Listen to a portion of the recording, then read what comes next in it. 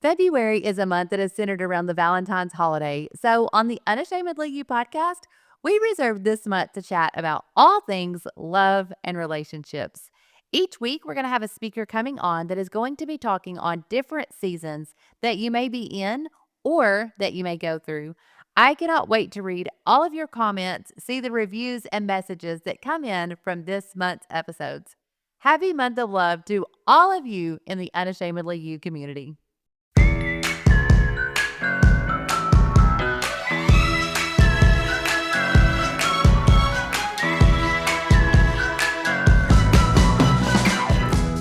Hello, and welcome to the Unashamedly You podcast, a space to enlighten, encourage, and empower you to go out and unashamedly be who God is calling you to be. I am your host, Jamie Herndon. I pray you hear less of me and more of Him as you listen to today's episode. Let's grow together.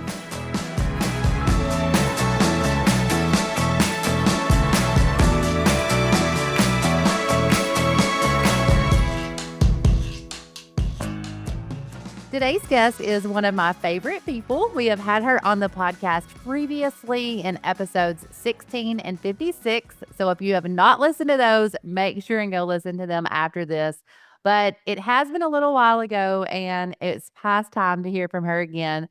She is very special in many ways, but the main one to me is that she is my pastor's wife. She is the first lady of First Pentecostal Church of North Little Rock. She wears many, many hats and a lot we probably do not even realize that she actually wears, but she does it all with grace and anointing. And I just cannot wait for all of you to get to hear from her today. Sister Mandie Holmes, welcome to the Unashamedly You podcast. I am grateful that you are here in this space with me. And if you'll just take a moment and introduce yourself. Thank you. I'm so honored to be on, and I don't feel adequate to do this, but I am married to Nathan Holmes, and we have 3 children, Benson, Beatrice, and Camilla. And my husband pastors the First Pentecostal Church, and I do what I can to help him. I'm involved in the music department and just however else. I'm involved in funerals and all sorts of things. So I don't know, this my life is changing. So people used to always ask me what my hobbies were, and I would say kids, but now my kids are grown up. So, I mean, I guess teenagers is my hobby, but I do love spending time with my family, and in the winter and colder months, I love sitting by the fire with my family, playing games, that sort of thing. I like to be outdoors. I even like this is probably crazy, but I actually like to exercise when it's really super cold. I love to go outside and walk or just be outside when it's really cold. I'm interested in like a lot of self-helps type things, marriage, family, parenting, that sort of thing. And as of late, I have found a new love out of necessity, I guess, for health and just being healthy and taking care of my temple, I guess.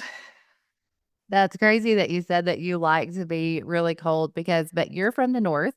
So that has to play into that because all of us here that are from the South, whenever it's really cold, I'm like, I'll come outside in March. That's funny. So, one thing that you mentioned was that you do love things about marriage and family. And so I knew that we had to get you on here for this month. I always reserve the month of February for relationships. It's just kind of how it started out when the podcast started. We did it the first year and then the second, and then now again this year. And so, when praying about who to have on the podcast, I knew that I wanted you to kick this off and have it started for us. But before we get all the way into it, would you mind sharing a little bit about your and pastor's love story? Um, yes, okay, so you said that I'm not from here. No, I'm not. I'm actually from Oregon. My dad was pastored a church up there, and so I think it was probably 1998, he decided he had heard about the camp meeting here, and so he decided to take our family, bring us to Little Rock to come to the camp meeting. And so we came for several years, and I knew who Nathan Holmes was, but you know, I mean, I just thought I'm just a little old nobody from McMinnville, Oregon. And so I didn't, I don't know. I just never thought that would be, never looked at it like an opportunity. And so then in 2000, let's see, it was 2000, probably 2000 actually, we had a revival with Brother and Sister Lawler, Joel and Kathy Lawler. So she, about halfway through the revival, kept saying to me, "You would just be perfect for Nathan Holmes." And I was just like, "I don't even know him. Like, how do you know?" And so, but I didn't know it, but they were, Tanissa's her niece. And so she was informing Tanissa all about me, unbeknownst to me. So I came to camp meeting in 2001, and they kept acting like that he wanted to meet me. And so I was like, "Oh, I'm definitely not going up to him." I'm like, "Hey, that's just awkward." And so they had New Song, the music conference. I don't know if, I mean, that's been a while back, but they don't have it anymore. But so we had come a couple days early for that. And so I would see him around, but so camp meeting started on Saturday night. We went Sunday morning, Sunday night, and I believe it was Sunday night. So, I mean, half of camp meeting is over, and I'm like, I still haven't met him, and, I'm not going to push it. So, anyway, a mutual friend, Brandon Wilmoth, was at camp meeting that year, and he snagged me one night and said, "Somebody wants to meet you down here it was down front. The service was over, and at most everybody had left. So they were talking, I guess, around an altar area, and he had come and gotten me. So I went down there and met my husband. Well, I mean, he wasn't my husband then, but met Nathan, and he was like, "Let's go eat." So we went and ate, and like we were together every day until I left after camp meeting. And I was interested. Of course, you don't ever know if it's going to take off or anything like that, but he seemed really nice. So he got my phone number the day we left. He took me to the airport and he got my phone number. And so, of course, dads, they have to dash your hopes. We get on the plane and we're taking off, and I'm just kind of, in la la land. You know how you are when you're. And my dad looks at me and he said, I'm don't want to bust your bubble, but he's like, "I wouldn't get your hopes up. He probably isn't going to call you. He's just being nice." And so it kind of did bust my bubble a little bit. But I didn't know it, but my husband was going on vacation with his family, so it was like a week and a half later that he tried to call me, and I had already left we had church that night, and I'd already left for church, and, so I played the organ that night, and my dad walked by. He apparently had been home after I left. He walked by and he said, "Remind me to tell you something after church." And so he had this mischievous look on his face, so I knew it was something. Well, he had tried to call and I wasn't there. And so, he called the next day, and, we planned our next visit for seeing each other and everything. So he came to we have a conference in around Labor Day, and so he came to that, and then he left on, let's see, it would have been Monday. That would have been Labor Day. And I believe Tuesday was 9/11. The actual 9/11, 2001. And so, man, I woke up Tuesday morning to that news after him leaving the day before, and I think we called each other every day. We talked on the phone every single day after that until we got married. And we probably saw each other every month. We spent Thanksgiving and Christmas together, and he asked me to marry him at around Thanksgiving. He had come out to my house and to be with my family at Thanksgiving, and we got married the next June, 2002. So it was really, I mean, I guess it seems kinda quick, but it just was like, I don't know, I guess it was the will of God. It obviously was the will of the Lord. I remember whenever, obviously it's all the buzz whenever the pastor Romance. when the pastor's son has a girlfriend and everybody's like, "Do you know, Mandy?" And everybody was going back and forth. And then I remember, I guess it was like at McAllister's you came, Yes. like Were you there? I was. Oh my word. Younger, but, everybody, like, doesn't wanna miss out, I guess, so I don't know how I was there, but a group of That's people were there to meet you, and I just remember you were a little older than us, and I just remember being like, "Oh, she is so beautiful," like, I'm so ex oh. You're sweet. Well, I didn't know anybody, so I don't the only people I remember was Rick Johnson. I think he sat maybe beside me or something, and AJ was there, but I didn't really remember anyone else. well, they I guess we just visited a lot or whatever. they talk so much, it was probably easy. They'll talk to anyone, so that was probably a That's good right. that That helped me. Brother Rick Johnson does not meet a stranger if you guys know him. Yeah. Well, I love hearing that. So I heard bits and pieces of your story that I had never heard as well. So I'm so excited Okay. to share it with us. Like I didn't know the part about Sister Tanisa, but knowing that she was involved in on the other end really helps you visualize matters if you know who she is. Like, oh yeah, she can get stuff done. That's right.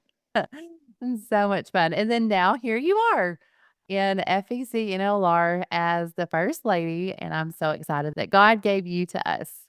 Well, I'm honored. So let's break out and talk to singles first. Someone that may be looking for a spouse. What are some key traits that you would say prioritizing when choosing a spouse for a strong commitment marriage? Well, I think the most important thing really is, obviously that they love God wholeheartedly and that they're aligned with their pastor and the word of God. I think that's foundational. And someone that invests in the kingdom, and has a mind and a heart to want to work for the kingdom and be involved in their church. I think it's important that they have good work ethic and that they live by the principles of the word of God. And then, I mean, to me, that's the foundational things. And then, the things you have to live with every day, like someone that's caring or that will listen to you, someone that's interested in you, those sort of things. I think that so many times we don't always, like, whenever you're thinking about finding a spouse, you don't always think like that who you're dating that's really is who you're going to marry. And instead of getting better, they're actually going to slack on some Yeah. things. That's so true. Like I've talked with people throughout my years here, trying to help people. And, they would express concern about certain areas. And I've said the same thing to them, like those things that bother you right now, they'll be 10 times worse once you're married because they've got you and they don't have to impress you anymore. So, very true. So, talking about that, how important is alignment in like values and faith and family vision when you are considering a spouse? So I feel like that's really important. Now I'm talking like ideal situations.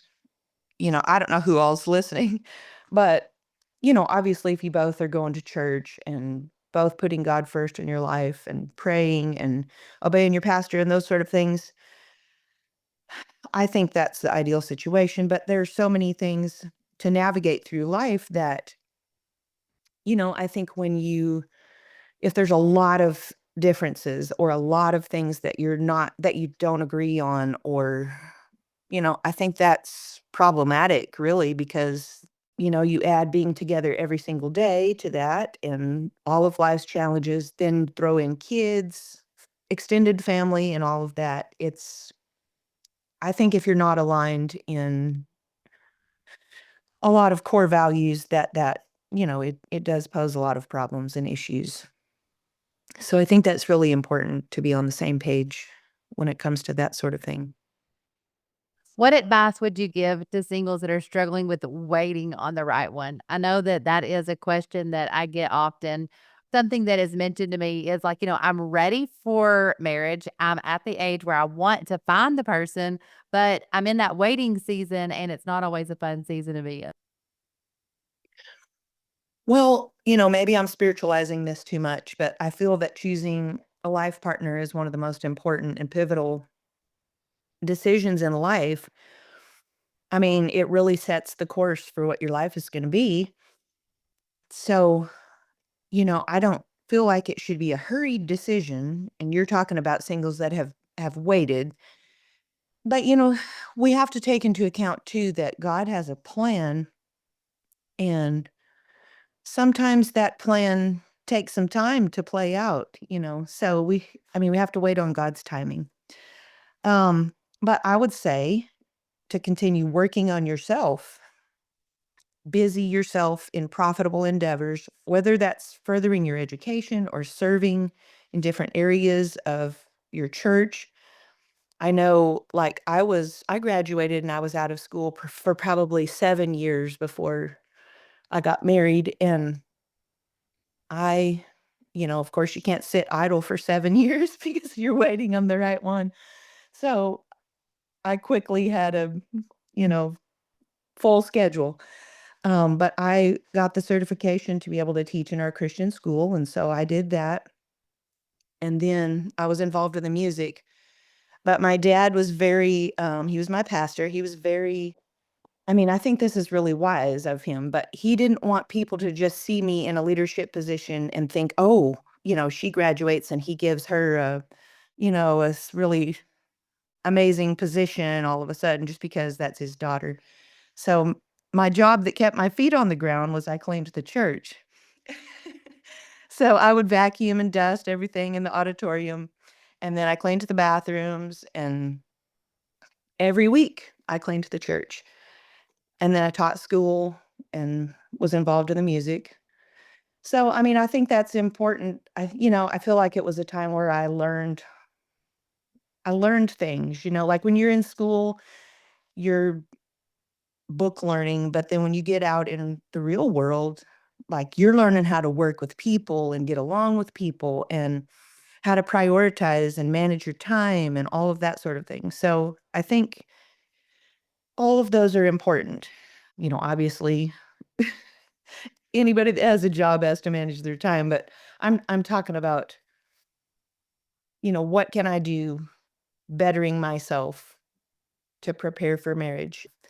I didn't even have this opportunity, but I think it's amazing that at this church, now my home church, it is so encouraged, like the whole entrepreneurial, investing in your future and that sort of thing. So, in light of that, I would say, man, save your money, purchase a home, purchase some sort of investment you could do that before you're married. And then, you have a nice padded savings account when you get ready to start a family. I think it's important to be involved in church activities instead of taking a step back. Um, I think often it's easy and I don't know that I was there. I was 25 when I got married, and I remember thinking, like, will I be single the rest of my life? Am I ever going to meet anybody? And this is so funny, but I remember thinking, if I never get married, I'll just stay here and help in the church, and I could my parents would entertain and they would have guest ministers in their home and that sort of thing. I can clean for them and help serve food and, clean up after it's over and that sort of thing. And, I don't know, how you do. Women want to know, they want stability and they want to know what's coming. And so, I had kind of planned out what I thought I would do if I never got married. But I do think it's so important to be involved. Don't take a step back. Like, put yourself out there, like go to the conference that you've not been able to go to, or, help out at camp meeting or serve the ministers, or, whatever, help out at the student convention at Mid-America, help at Mid-America, those sort of things. That's how you meet people, is and the other thing with that too is that when they see that you have a heart to serve and you have a heart to be involved, the good guys, that's what they're gonna be looking for. That's just my thoughts on that. That's very, very true. If you're looking for someone that is dedicated and that's in church, they're gonna be looking for the same thing. So just show Absolutely. you are that. And I love that you mentioned not taking a step back because I have seen it myself once you reach a certain age, like, oh, well, I'm too old for the youth. Right. Becoming uninvolved in anything around the church just because you're not married and then you feel like that you're too old for youth groups. It's like there's that gap that you see and they'll take a seat back and it's like, but this is the time really whenever God can use you in ways that he can't use someone that is tied to a family or that is someone that's too young. There's a spot for you too. Don't feel lost in the mix. Absolutely, and, there's been different things I've gone through in life that at the time, and this could apply to even this, at the time, I thought, "God, why am I going through this? This is so painful," and, and then later on, 15 years later, 10 years later, I hear myself saying the things that my mom would say to me when I would be, "Why is my life like this?" It's like I can draw from those circumstances and those situations when I thought it was hopeless and I didn't see God in anything, and I can use that to help other people that are going through the same situation. So, you might be becoming a vessel that God can use to help someone else, even though you don't realize it. It's so good. So good. And that's really what it's all about. It's more about that than it is about marriage. Absolutely. Vessel. So when God was creating Eve, he said that he was going to make him or make Adam a helpmate. So let's talk about that for a second. What does it mean truly to be a helpmate for your spouse? Well, when I saw this question, I looked up the definition of help. So I think that first, the true meaning of helping someone is making things easier for someone or doing something by offering one's services or resources, serving someone, giving assistance, lightening a load or burden. So if you think of that in terms of your spouse, a helpmeet is having the mindset of what can I do to help them or lighten their load? What can I take off their plate so they don't have to be worried or concerned about it, whatever the situation is. I was raised in a home where my dad served the church as pastor, and he started that church. So, due to that, the income was not a lot. And so he had been trained from his father in carpentry and construction and building homes and that sort of thing. So, he started a business in our town. So, he was, it was either church or building houses to, put food on the table. And so my mom took care of everything at home. She did all the cleaning, all the cooking, laundry, keeping kids on track with school. She sewed a lot of our clothes. She taught piano lessons and did music for our church. And, I was just thinking back to my own childhood. I guess that was the perfect example of what a helpmeet was. It was like she was going to do what she could do on her end to help out because my dad was so busy. She didn't expect him to do a lot at home, so she lightened his load by taking care of everything at home, and to me, that's what a helpmeet is. Truly being that help, that help Absolutely. need. What are some ways to serve and uplift your spouse during those challenging seasons that you may face during a marriage? Well, this is an area that I think we can exhibit the fruits of the Spirit. Like, honestly, when I read that question, I was thinking about going through the traumatic experience when my husband's mother passed away, and just all the emotions. I mean, that's just one difficult time, that we have faced, but I was just thinking, like walking through that, how can you uplift your spouse in those kinds of times? And I think showing love and patience and long suffering and kindness and gentleness For me, it means most to implement those fruits of the spirit, to be available. You know, I remember times when I didn't even have the right words to say, it was just like just being there. And I mean, I feel like that shows support. And encouraging text is huge, like putting your arm around somebody and just giving them an encouraging word. I know you're going through a hard time right now, but we're praying for you, or I'm praying for you, or and sometimes, I mean, I don't know, maybe this is just me, but I feel like I feel like my words are so inadequate. But I think really just being there, being flexible, like I remember times when my husband would be like, "Hey, I'm, you know, struggling with this," or "I just got out of a counseling session," whatever. "You wanna go, wherever in the car, like, just to drive or whatever." And it was kind of more like a mental escape, or just to kinda decompress, but, I mean, those kind of situations can be stressful, and so just being flexible and being like, "Ready, yeah, sure, whatever, come pick me up," I think being flexible with your spouse when they're overwhelmed or facing a tough time. And then most importantly, I should have said this first, but to pray for them and let them know that you're praying for them.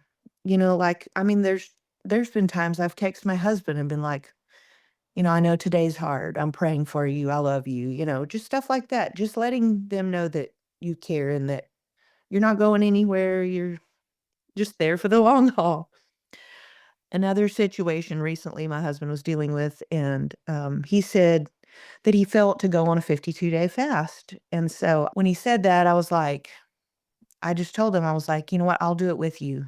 I mean, I feel like that shows that we're in this together. I support you, and you're not walking this road alone. I just think being willing to help any way you can to show your support and love for your spouse. And then there's the more trivial times when, there's not much you can do but step back and get out of the way and just let them do what they need to do. And I put that there because sometimes, like at camp meeting or IM or big events like that, I know my husband's stressed out and I don't want to get in the way. So I just do my little things that I'm involved in. And, we connect, a hug here or there, or maybe a lunch, even that if I'm lucky. But just, you know, I just try to stay out of his way and not cause him to have any other, like, "Oh, brother, I've got to, worry about this or that." Just let him do what he needs to do, but be understanding with it. And encourage him that it's all good. I'm not lamenting the fact we can't be together. I know this is stressful, but it's all gonna be good in a week or, you know, a month or whatever. So I guess just being understanding. Everyone that knows all the big productions that go on at FBCNLR, you may think that there is, and there are hundreds of people that are making things happen. I get it. But I promise you, there's one person that is dictating every single flower arrangement that you see, from the napkin that you sit down with, every note at I am, every line, every costume. He is in there setting up. I mean, I watch him. He's in there, he's pinning them and he's doing this and he's moving this and fixing your basket before you walk out for I am. And you're like, how are you even out here dealing with making sure this bread basket's okay when all that's going on? But I'm telling you, like, Matt and I talk about it all the time. We're like, honestly, we have no idea how he does all that he does. And it's a God thing. It's the only way that you can ever describe that one person could do that. Oh god. Well, sometimes I feel so inadequate because, he is so multidimensional, and I just feel so normal and so plain. But I guess it's a good balance for him. It works. If you were as multidimensional as he is, then you would probably get in the way, but you know how to step back, so that's a good thing. That's why he needed. Well, that's what I have to remind myself of. And you have so many talents too. Definitely could not do it without you. And we all know that. So don't think of yourself as any less. But I'm like, I always know. I'm like, people have no idea whenever I am just helping, at camp meeting or Mid American. I'm up there working in the middle of the day and you're working on something just so random, like putting the tablecloths on the middle thing. And he comes in and he's making sure that that tablecloth is the right way, and I'm like, I'm always so nervous whenever he or Sister Andrea walk up 'cause I'm like, I know that they're about to redo this whole thing, Oh, but, no. but you Oh, they want everything is, so right. particular, and I'm like, I know that people do not realize that he is involved in literally every single aspect. Yeah. But one thing that you talked about, that I loved and that I feel like is so important is you said being flexible. Sometimes as wives, I feel like that it's easy to think, speaking of all those things that you said, you just have to know how to get out of the way. Like you think of, oh, well, we do this, this, this, and this is how it's always going to be. And it's how, but then you throw in some stressors or different things, and maybe your spouse can't keep up or they're feeling overwhelmed. But if you're not flexible and you're like, no, you said we were doing lunch on Tuesday. It doesn't matter that this or that's going on. Like I want lunch on Tuesdays. And you're just adding to that stress. That's not really being that help meet that we talked about. You're just adding more stress, really. Which is something that we don't wanna do. You want a happy home, which is why we're having this conversation right now. So, how can couples build a team mentality? Kinda touched on this a little bit, but where they see each other as partners and not opponents. I feel like that this is something that is so, so important, especially maybe if you're on the same team in everything whenever it comes to, children and all those things, but also there are a lot of teammates where the wife is helping with things that are in a business and the husband has a business going on, or you have all these other things as well, and you don't wanna see yourself as just constantly on opposing sides. Yes. Well, I think the bottom line is you have to have respect for your spouse. Just hearing you talk, there's things that well, I mean, my husband's amazing at everything, so I'll just say that. And then there's some things that, you know, I can do. I can't do all the things he can do, but, I think just the best way to look at it is kind of the same way you look at your relationship with God. Like, I can't do everything on my own, so I need his help. You know what I'm saying? I mean, I need God's help, but I need my husband's help. Like I think of child rearing and training. And I would say for the first 11 years, I can pretty much do it on my own.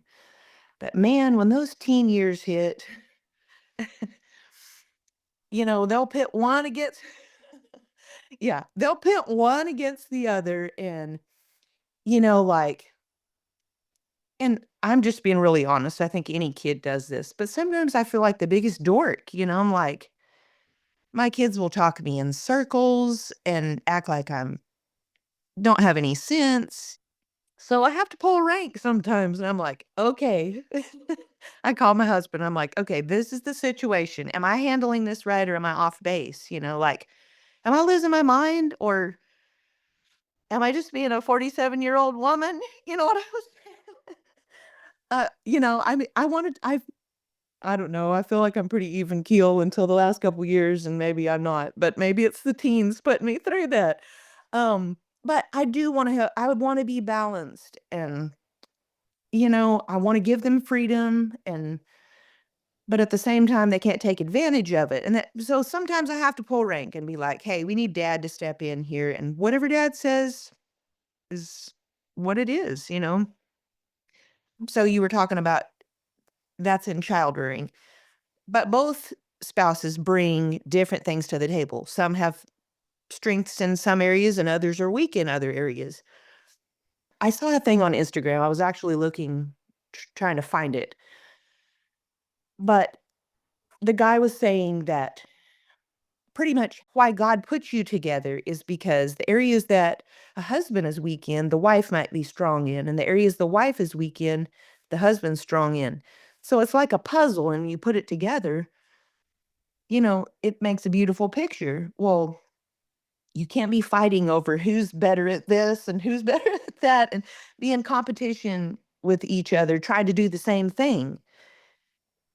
And I also think of the scripture in, I don't know the reference, I should have looked it up, but where it talks about the body of Christ and how, the hand doesn't do the same thing that the foot does.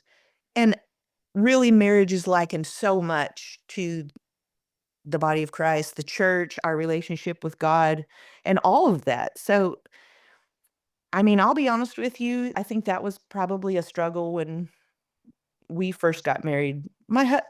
My husband's just good at everything, and so it's like I would try to show him my skills, and they just weren't quite up to par. I mean, he's an amazing cook, and I'm a plain cook. He's like gourmet, and he thinks of everything, including the garnishing herbs on top and all of that. Well, I mean, I don't think of all that. I mean, I'll set the table nice and all that, and I love a beautiful table, but I'm like plain when it comes to food, like chili and cornbread and lasagna and beef stew and that sort of stuff, roast and potatoes and carrots and that kind of thing. He's like Indian food or green Thai chicken curry or something like that. And I'm just like, how do you even think about So I guess we get all of it, but I just try to do the things that I can do. So like if he wants to cook, then I'm like, I'll clean up. So I guess I don't know, if you try to have a team mentality, then I guess it works better that way. It definitely works better for sure. But talking about, with your spouse and then also realizing, like you said, you can pull rank, like whatever your dad says. And my kids, if your kids are like my kids, they do not want the dads involved. Like Ada Oh, does not absolutely. want what her dad's answer is about to be. My worst answer is better than his best answer most of the time for Well, different ways. that's funny. I just think the biggest key in all of that is to be humble and not let your pride get involved. Like there's been times that I'll make a judgment call and my husband will say, "No, I don't think we're going to do that." He's boss and what he says goes. And so, this just is what it is. So, but I think let your spouse take the credit for things. I think that's building them up. And, then another thing is communication. I think that's big, a huge thing with staying on the same team, like with raising kids and all that sort of thing. What advice would you give to someone who feels that their efforts are maybe going unnoticed or they're just feeling unappreciated? Well, so I think first as humans, we crave affirmation. Or, I mean, there's the book on the five love languages and whatever, but I think we all have all five. It's just that some are more than others. But ultimately, if we are loving and caring for our spouse, as it says in Ephesians 5, then we are just fulfilling what God commanded us to do. So, yes, it goes a long way to feel appreciated. But really, if we have a spirit of obedience to want to serve our family the way God instructed and obey God's plan for headship, the only affirmation we really need is the blessing of God on our marriage, on our family, on our home.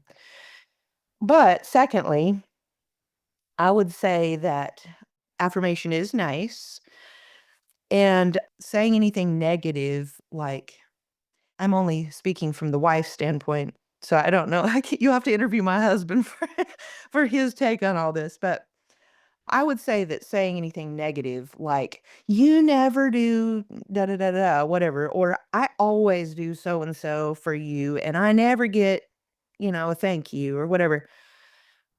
I don't know, I probably need to do this more, but I feel like when have those thoughts and feelings that I try to self-reflect and think, "Okay, so am I doing this to my husband?" Like, if I'm wanting affirmation or compliments or whatever, or gratitude or whatever. Am I doing that to him? Am I saying those things to him? Because maybe that's why he's not saying them to me. So I guess I try to self-reflect. And another little secret thing that I thought about is to wait until they say something like, "Oh, dinner was so good tonight," or "It looks like you cleaned up today, while I was at work," or whatever, or "I noticed you did whatever." That's maybe not be a compliment, but it's almost a compliment. Well, just jump on that and be like, "Oh, thank you. That means so much to me," when you and then when they realize that that means a lot to you, then, it's like positive reinforcement. So, but that's just a little secret side note. I have used that before as well, like, that means so much I when know, yeah. whenever you get like Matt has sent a text before and I'm like texting back like, "This is so sweet, like, this meant so much to me. I am so grateful." And I really am genuinely so thankful. I'm like, "You thought about me. You sent this text and so you sending it." And then I started getting on more and I'm like, "Oh," like, I just seem to let him know, like, that means a lot.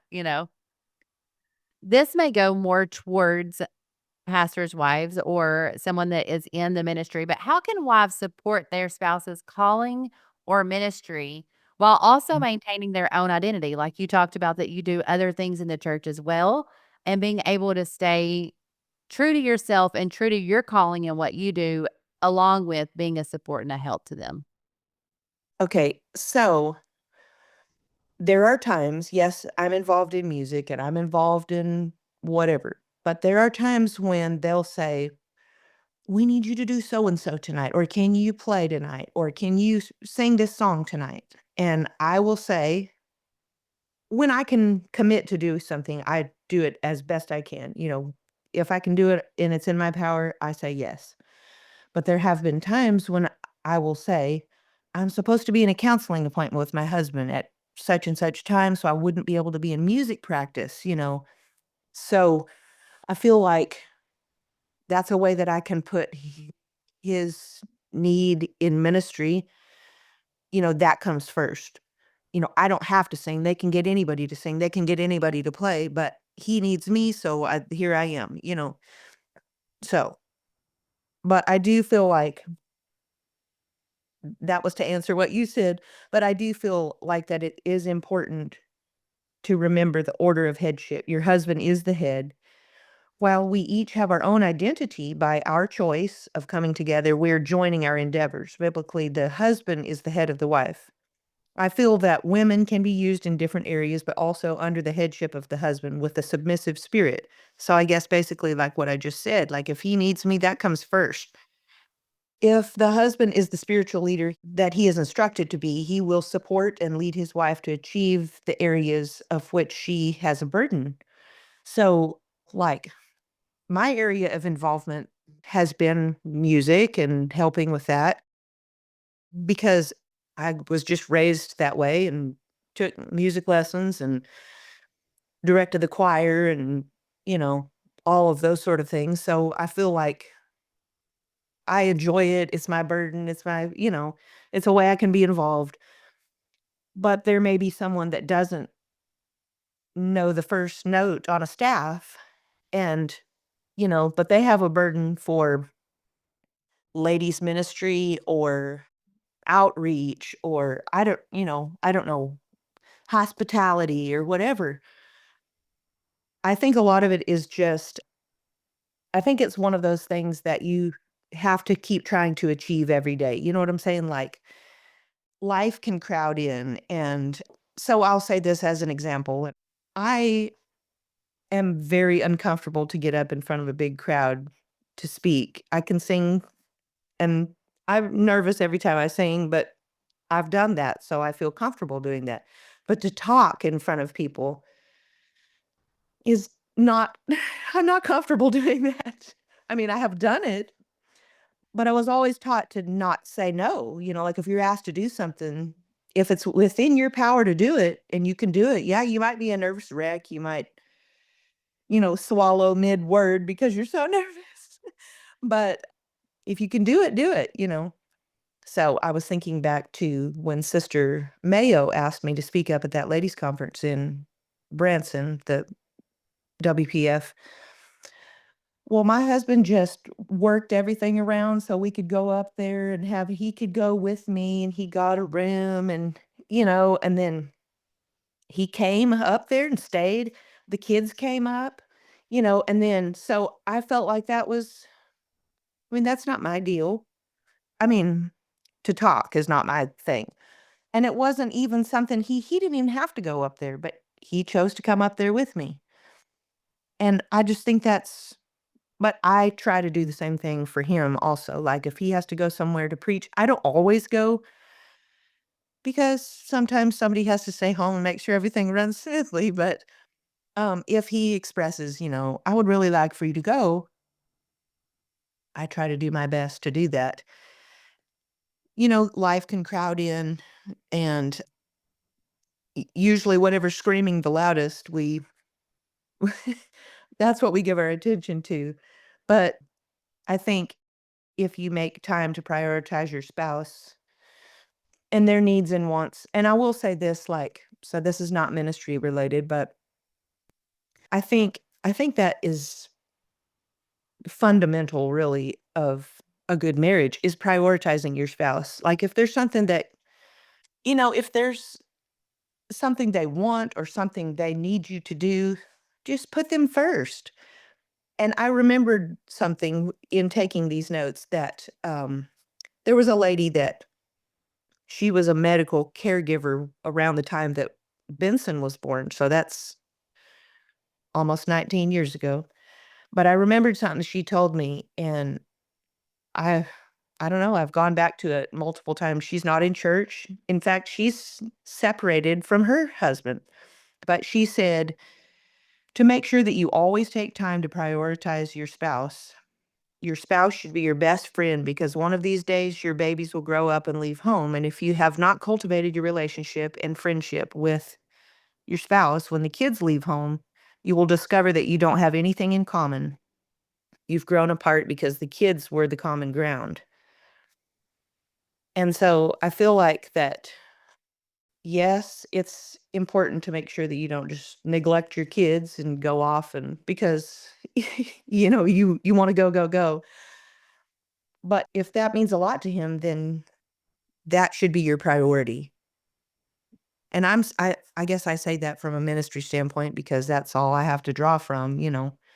But there's been times when I would leave my kids here and go take care of an issue with him, go visit the sick with him, go do a funeral, and it was like that's what he wanted, that's what he needed, so that's what we do. That's so true and so good, everything that you were just saying. And talking about that, like ensuring that your marriage remains a priority in the midst of raising children, because I know that your husband is, he's the most important. Your marriage is important, but then your kids are important too. And they're really important to us all. And Well, and my thing is if you show them that you care for them and that you are concerned and, you know, I mean, it teaches them how to care for other people too. Like if you're just like shoving them off with a babysitter all the time, I mean, what is that teaching them? So you have to be balanced with it. so I was going to say, kids are important, especially to us moms as well. But at the same time, really and truthfully, like you said, your kids are going to be gone. They're going to grow up. They're going to have their families and their lives. And you want to make sure that you've worked on your marriage in the meantime. What are some practical steps that couples can take to regularly connect and invest in that relationship, making sure that it is a priority in the middle of, all the craziness of family? Well, first of all, I think you have to make up your mind that you're totally invested. There can't be a question that you're not invested. But, I think you have to squeeze in time wherever you can.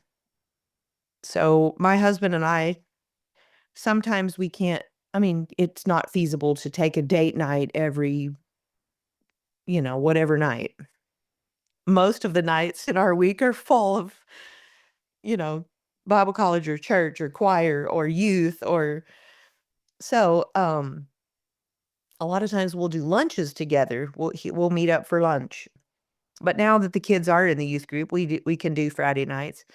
But, I think it's just making memories out of what you have. So, like, it doesn't have to be you don't have to go on a trip to, invest time in each other, like, I mean, I think about some of the things that mean a lot to me. And again, I don't know if this means a lot to my husband, but it means a lot to me.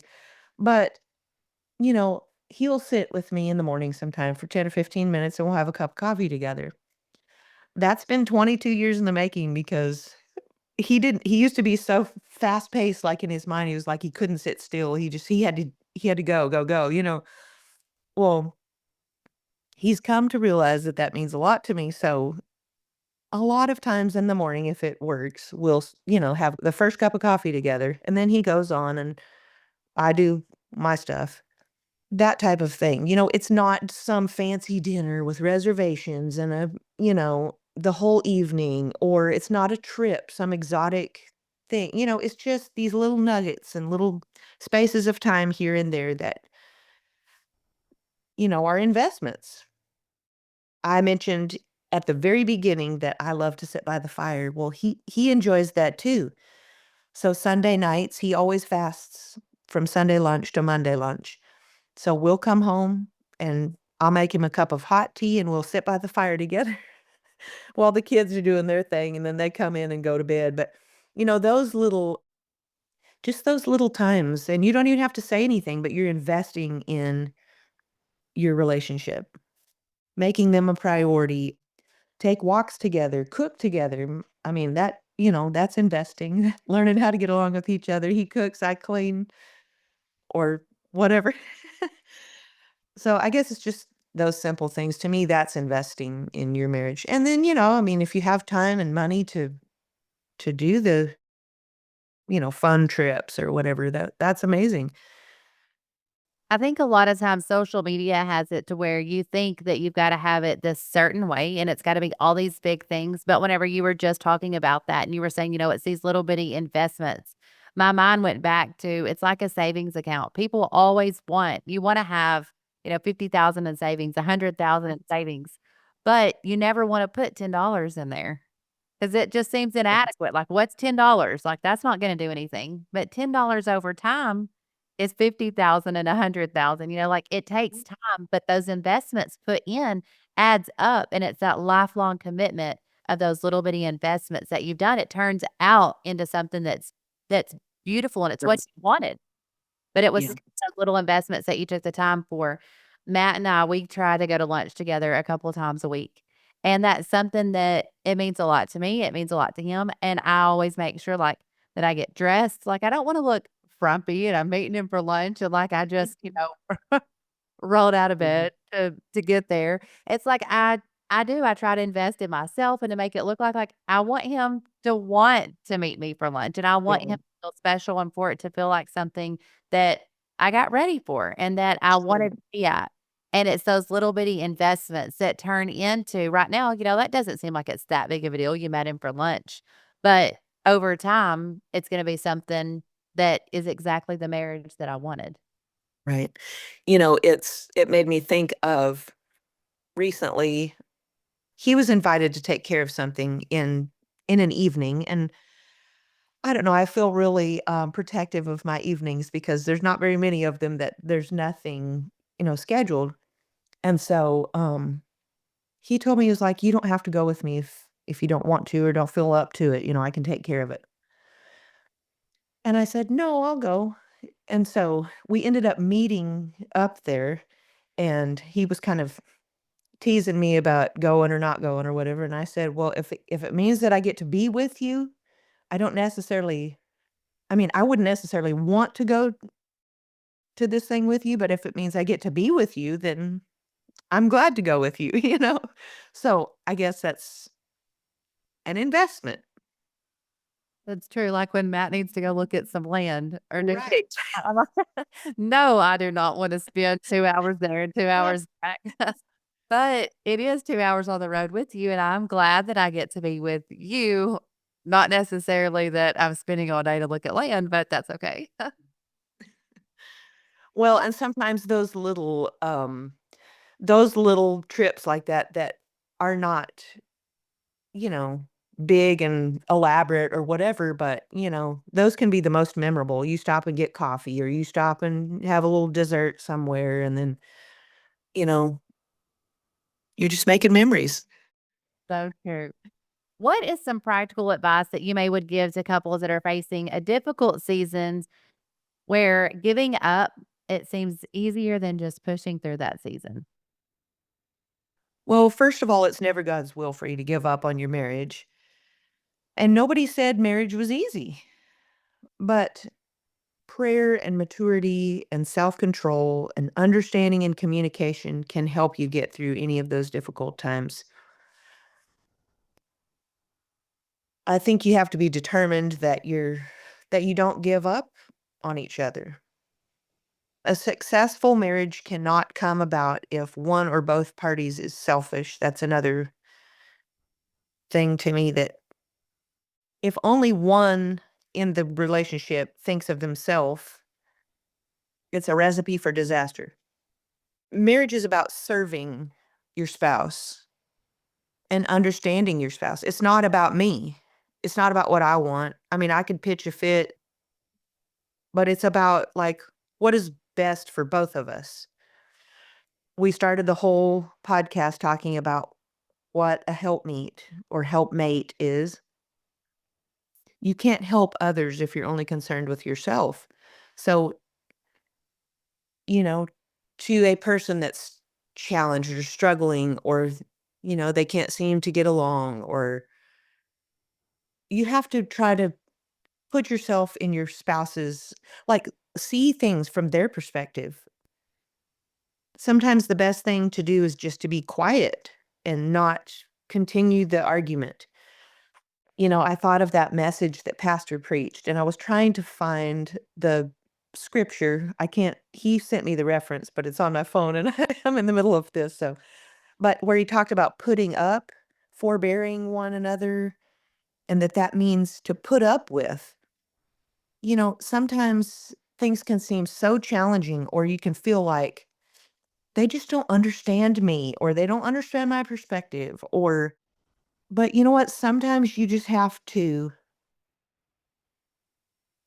keep your lips closed from saying anything bad and just put up with it and pray that God gives you the grace to make it through this challenging time, because he will. I mean, and I don't want to I don't want to get too give too many personal examples, but there's been times when I mean, I would have a discussion with my husband together, and I say discussion because I don't want to you know what I mean, challenging discussion. And like, I would think, this is how are we going to work through this? I mean, I know that we're not supposed to be that being in a leadership position. You don't think of somebody, but I mean, it's a marriage, it's a normal living with someone.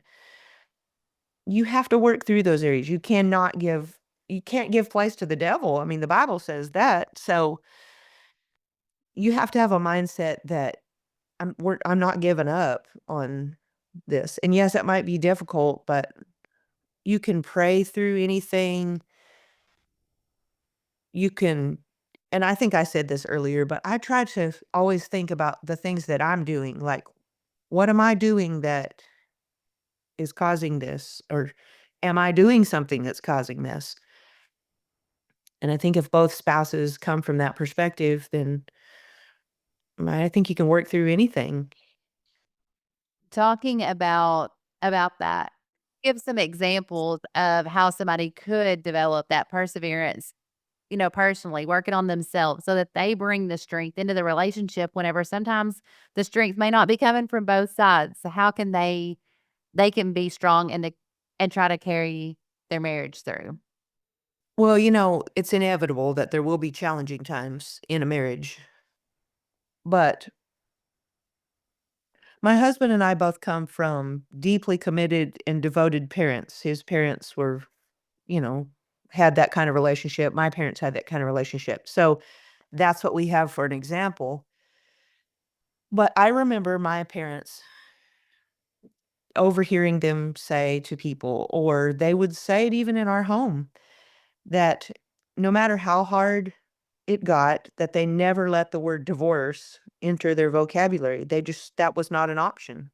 And I think that's how the only other option is to persevere, plug in the fruits of the spirit again. Love is, am I being patient? Am I being kind? Am I being gentle while they're going through this challenging time? Am I being long suffering? You can't change your spouse, but you can work on yourself. My dad taught us that. He would always say that. You can't change anyone else, but you can only change yourself. So change your perspective. Um, that is so true. Like, you can change yourself, and if we work on ourselves, a lot of times I found the things that and you had mentioned this kinda earlier, like, what are you doing? Are you sending the text? Are you doing the things that you're wanting in return? Are you doing the affirmations? I've learned sometimes with my own marriage, just being transparent, like, the things that I'm wanting Matt to do or that I'm aggravated that he's not doing, when I start doing them for him, it's like comes back to me. Like, he Okay. starts to get back for me, and I'm like, you make them a priority and you show them respect, and then they turn around and they do that for you, and I'm like, "This is what I wanted all along, but it's what they wanted too, and you both didn't realize it." Well, and sometimes men have a different way of showing it than women do. Maybe their response to not getting the affirmation is just to stay gone longer or to be irritable or I don't know. And my response might be emotion or whatever. One question that I wanted to ask you is how can couples set boundaries with, like, extended family or family, with work, maybe even friendships to protect their marriage? This is one of the things that, you just need to communicate about. All those things are important. I mean, we have to work. We can't quit our job. And family is good, spending time with your family. And we just have, life responsibilities. But if it's jeopardizing your marriage, I feel that a person should take a step back and kind of reassess. Like if you have to work a lot of overtime or whatever, just like, is this really worth it? It's important for me as a wife to be wise about what I say and when I say it. You can do irreparable damage if you're not careful and aware about this. It takes time, but one can learn how and when to offer your thoughts on something. So, for instance, so at the stage of life I'm at, I'm thinking about what life might be like with a married child. And I want to be the very best that I can be. I mean, I want to be with my family, but I also want to be open armed. And if they want to be with other people, friends, family, or, say it's my parents, I think it's important, especially with the newly married, to give them space, because it's a whole new adventure when you first get married. But I do think that you need to set boundaries, communicate with your spouse. It takes time to learn how and when to offer your thoughts. Like, if there's one person that really gets on your nerves, you don't have to say that every time you're together with them, but just, bite your lip and put up with it. You know? And at the same time, if your spouse shares a way that they feel that something's encroaching, whether it's work or family or whatever, I think it's important to be sensitive to what they say. So I mentioned, like this more stressful times of year, I am camp meeting. I know those times of year, but it's good to communicate about that. So you can say, right now is a stressful time, or tell your spouse, I can't adjust things right now for the next couple weeks, or I have this promotion or this whatever that I'm working toward. I can't do anything about it right now, but when that's over with, maybe we can spend some more focused time together. And so I guess maybe just, giving them something to look forward to if you can't do anything about it right now. But if obviously if you can do something and that, and they're expressing that that is, painful or hurtful, or that they need more of your time, or do what you can do. And that's how you cultivate a relationship. The biggest thing I feel like that you're saying there too is, the communication. It really is key. Absolutely. And communicating what you need, and then if there's something going on that, you can't do anything about, communicating that as well. Like, I can't do anything about Sure. this right now, but when I can. Yeah, absolutely. Everything that you have said today has been encouraging and helpful. I know that you are helping so many that are listening to this. We all want to live in harmony, which is really a lot of what marriage is about. Like you said, those fruits of the spirit, making sure you're displaying those and living in a good marriage, which truthfully is so important for the church, Absolutely. important for our future. So thank you so much for being on the podcast today and sharing that. Wanted to ask, what is a one last thing that you would want to leave with the Unashamedly You community today? Well, I think you just said it. I think a lot of problems can be solved if both partners are praying and both partners will implement and exhibit the fruits of the Spirit. Am I showing love to my spouse? Am I showing joy or gratitude to them, or happiness? Not whining and complaining all the time because it's not what we think it's supposed to be. Or am I being patient and long suffering with them, understanding? Am I treating them with kindness, trying to see their point of view and being gentle with them? Am I being faithful in every way? Am I being gentle in my words and saying in everything I say and my actions toward my spouse?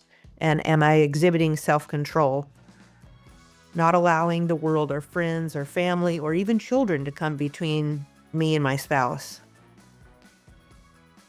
I said that we were talking about at the very beginning when we got married. So in June, we'll celebrate 23 years together. And I for sure don't have it all figured out. I mean, we still hit bumps sometimes.